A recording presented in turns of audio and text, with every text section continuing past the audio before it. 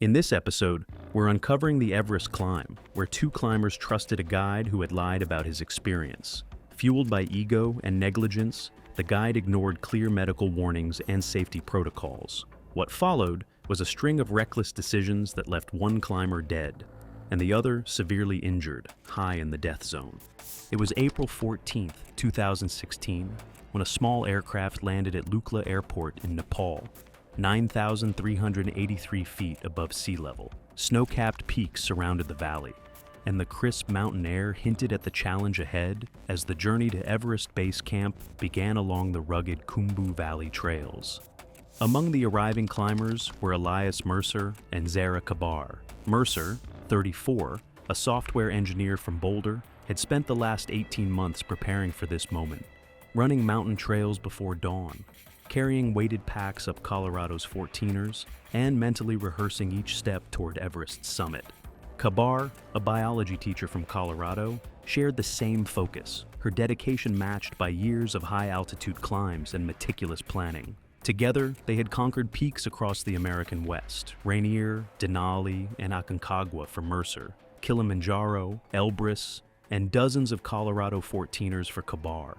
Their combined experience spanned thousands of vertical feet and countless hours in harsh conditions. Yet neither had faced anything approaching the scale or technical demands of Mount Everest. The financial reality had shaped their choice of expedition company. Mercer earned $92,000 annually as a software engineer, while Kabar's teaching salary provided modest savings. Premium expedition companies charge between $65,000 and $85,000 per climber for full-service Everest expeditions. The expedition operator, a Kathmandu-based operator, offered the same summit attempt for $38,000 per person, less than half the industry standard. The company's website featured testimonials from successful 2014 and 2015 climbs. Their lead guide introduced himself as Gauri Sherpa and claimed over a decade of Everest experience with multiple successful summits. According to the expedition's marketing materials, he had guided international climbers safely to the top for years, emphasizing their authentic Sherpa-led approach and intimate group sizes as advantages over larger Western operations. Neither Mercer nor Kabar had verified these credentials with the Nepal Mountaineering Association or cross-referenced the guide's claims with established operators. The trek to Everest Base Camp took 8 days through the Khumbu Valley. Mercer and Kabar acclimatized gradually, sleeping at progressively higher elevations, while their bodies adapted to decreasing oxygen levels. They passed through Namche Bazaar at 11,286 feet, Tengboche Monastery at 12,687 feet, and Dingboche at 14,469 feet. The landscape transformed from green valleys to barren rock and ice as they climbed higher. At Lobouche, their final stop before base camp, Mercer developed a mild cough, a common symptom at altitude as the respiratory system worked harder to extract oxygen from thin air. When he mentioned it to Gauri, the guide provided basic antibiotics, but carried no pulse oximeter to measure blood oxygen saturation, standard equipment for professional high-altitude guides. More concerning, Gauri dismissed the symptom entirely, saying altitude coughs were nothing to worry about, and that Mercer should toughen up. Base camp sprawled across the Khumbu Glacier at 17,600 feet, a temporary city of colorful tents housing over 300 climbers from dozens of expeditions. The expedition operator had established their camp in a relatively isolated section, away from the major commercial operators. The setup was sparse compared to neighboring camps: 2 large mess tents, basic sleeping accommodations, and minimal medical equipment. Mercer and Kabar met their fellow climbers, 4 others from various countries, all drawn by the expedition operator's budget pricing.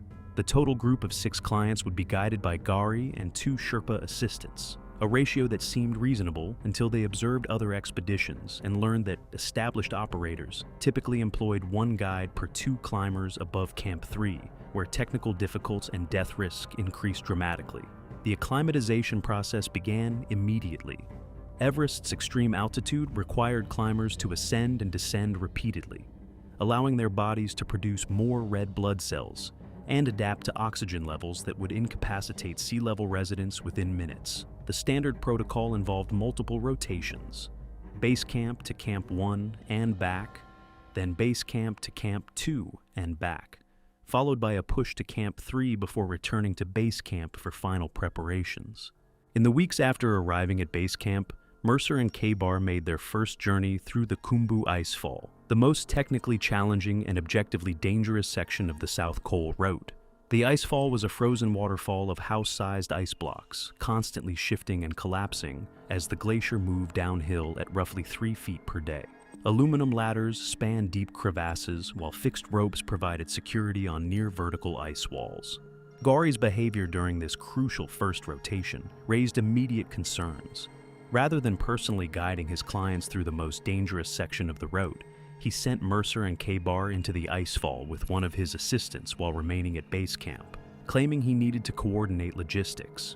When they returned and described a particularly unstable ladder crossing, Gauri laughed and said they were being dramatic. Other expedition leaders they observed personally accompanied their clients through every icefall crossing during acclimatization. Camp 1 sat at 19,900 feet on a relatively flat section of the glacier.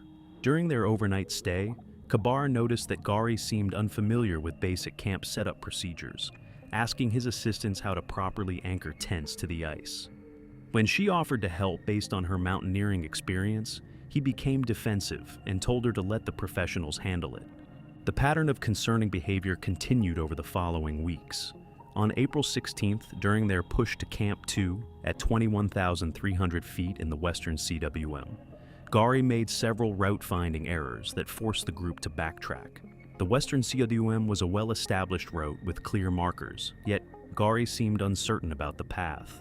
When one of his assistants quietly corrected the route, Gauri snapped at him in Nepali, creating visible tension within the guiding team. At Camp 2, Mercer's cough persisted, and he noticed pink-tinged sputum when coughing, a potential early warning sign of high-altitude pulmonary edema. When he mentioned this symptom to Gauri, the guide's response was dismissive and medically dangerous. He told Mercer that pink sputum was normal, and that real climbers don't complain about every little thing. He provided over-the-counter cough suppressants and refused to discuss descent options or medical monitoring. K-Bar began documenting other troubling observations. The oxygen bottles provided by the expedition operator bore Chinese markings with no visible certification stamps, unlike the certified Russian or American systems used by established operators. When she asked Gauri about the specifications, he became evasive and claimed they were just as good as the expensive ones. More concerning, she noticed that Gauri himself seemed unfamiliar with the oxygen equipment, fumbling with regulators and asking his assistants for help with basic setup procedures. During a rest period at base camp on April 25th, Mercer overheard guides from Madison Mountaineering discussing concerns about unqualified operators endangering clients. One guide mentioned seeing expedition leaders who clearly don't know what they're doing, but were taking clients into the death zone anyway. When Mercer shared this conversation with K-Bar, they began paying closer attention to Gauri's behavior and competence. Their concerns deepened during the acclimatization rotation to Camp 3 at 24,500 feet. The ascent required climbing the Lhotse face, a steep wall of blue ice rising over 3,000 vertical feet. Gauri's rope management was sloppy and potentially dangerous. He failed to properly clip into fixed lines at several points, and had to be reminded by his assistants about basic safety procedures. When K-Bar pointed out a missed clip, Gauri became angry and accused her of questioning his authority. More alarming was Gauri's reaction to Mercer's worsening condition. During the Lhotse face climb, Mercer's breathing became labored and his cough became more frequent. He was clearly struggling beyond normal altitude adjustment, breathing roughly twice the normal rate even at rest. His lips showed a slight blue tinge, and pink-tinged sputum was visible with each coughing episode, classic signs of developing HAPE. When K-Bar expressed concern about Mercer's symptoms, Gauri's response revealed his medical incompetence. He dismissed the possibility of HAPE entirely, insisting Mercer was simply struggling with the altitude and needed to push through it. He refused to carry a pulse oximeter, stethoscope, or HAPE medications, claiming they were unnecessary equipment that weak climbers use as excuses. His medical kit consisted only of basic first aid supplies and antibiotics. Most disturbing was Gauri's reaction when one of his own Sherpa assistants privately suggested that Mercer should descend for medical evaluation. The assistant, who had legitimate high-altitude experience, recognized the severity of Mercer's symptoms. Gari publicly berated the assistant in front of the clients, calling him inexperienced and threatening to send him home without pay. The incident revealed both Gari's medical ignorance and his willingness to silence safety concerns to maintain his authority. As May progressed, weather forecasts indicated a potential summit window for May 19th through 21st. Gari announced that the expedition operator would attempt the summit on May 19th, the same day chosen by most other expeditions on the mountain. When experienced climbers from other teams mentioned the traffic concerns, Gari dismissed them, claiming that crowds are only a problem for slow climbers. His casual attitude toward what other guides considered a serious logistical challenge suggested dangerous overconfidence. The final summit push began on May 14th, when the team moved from base camp to Camp 2. Mercer's condition had deteriorated during their rest period. His cough was persistent. He showed decreased exercise tolerance, and simple tasks left him breathless. Other climbers at Camp 2 quietly expressed concern about his fitness for a summit attempt. But Gari ignored these observations and insisted that Mercer was fine. The ascent to Camp 3 proved particularly revealing of Gari's incompetence. During the 6-hour climb up the Lhotse face, he made multiple route-finding errors, leading the group off the established path twice. His rope work was sloppy, and he had to be corrected by his assistants on basic climbing techniques. When Mercer struggled with the ascent, coughing continuously and showing obvious respiratory distress, Gari told Mercer he was slowing the team down and needed to keep moving. At Camp 3, Mercer's symptoms had progressed to clear HAPE indicators: rapid breathing at rest, blue-tinged lips, productive cough with pink sputum, and signs of confusion. Any competent high-altitude guide would have recognized these symptoms and initiated immediate descent. Instead, Gari insisted that Mercer was just being dramatic, and that supplemental oxygen at Camp 4 would solve all problems. When one of the Sherpa assistants again suggested that Mercer needed medical attention, Gari's reaction was explosive. He accused the assistant of undermining his leadership and threatened to report him to authorities for spreading panic among clients. The assistant, clearly experienced and concerned, backed down rather than risk his livelihood, but his worried glances at Mercer revealed his continued concern. Camp 4, located on the South Col at 26,000 feet, marked entry into the death zone. The team reached the camp in the afternoon, and Mercer was immediately placed on supplemental oxygen. However, Gari's incompetence with the equipment became apparent when he set the flow rate at only 1.5 liters per minute, far below the 2 to 4 liters per minute required for someone showing HAPE symptoms. When Kabar questioned the low flow rate, Gari claimed it was to conserve oxygen, revealing his ignorance of proper medical protocols.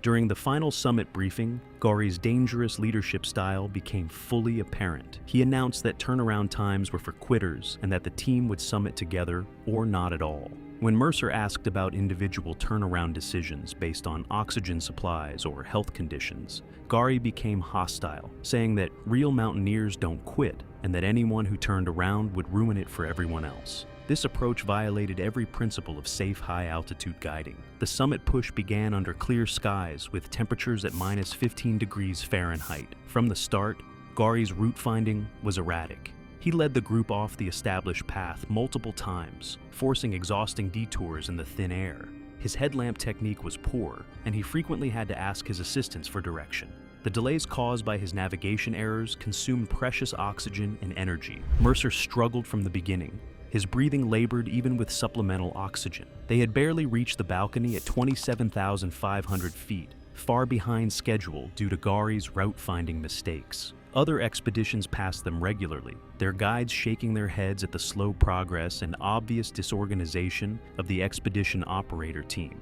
At the balcony, Mercer sat heavily in the snow, unresponsive to questions and showing signs of severe hypoxia and confusion. His breathing was rapid and shallow, clear indicators of advancing HAPE and possible cerebral edema. Any competent guide would have recognized this as a medical emergency requiring immediate descent. Instead, Gauri's response was to berate Mercer for holding everyone back and to demand that he stop being weak. Approaching the south summit at 28,700 feet, the team encountered the predicted traffic jam with over 150 climbers queued on fixed ropes. During the 90-minute wait, Mercer's condition deteriorated rapidly. He was no longer responding coherently to questions, and his oxygen bottle had run empty. When Kabar alerted Gauri to the empty bottle, his response revealed the full extent of his negligence. He had brought no spare oxygen bottles and told Kabar to share hers with Mercer. This decision violated every principle of high-altitude safety. Professional guides always carried backup oxygen specifically for such emergencies.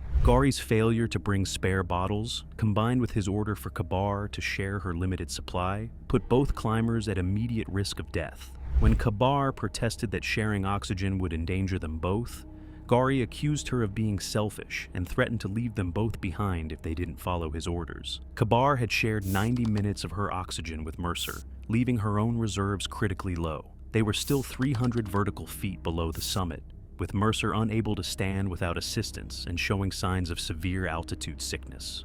Gauri was ahead with other clients, out of radio contact, and apparently unconcerned about the medical emergency developing behind him. The young Sherpa assistant with them spoke limited English, but clearly recognized the severity of the situation. He repeatedly tried to radio Gauri for instructions, receiving no response. When he suggested in broken English that they should descend immediately, Kabar realized that even the inexperienced assistant understood the danger better than their supposed expert guide.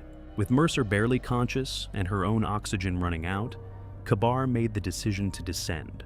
She attempted one final radio call to Gauri, who finally responded with callous indifference, telling her to do whatever she wanted but not to expect him to come back for them. His abandonment of clients in a life-threatening emergency represented the ultimate failure of his guiding responsibilities. The descent became a desperate rescue attempt.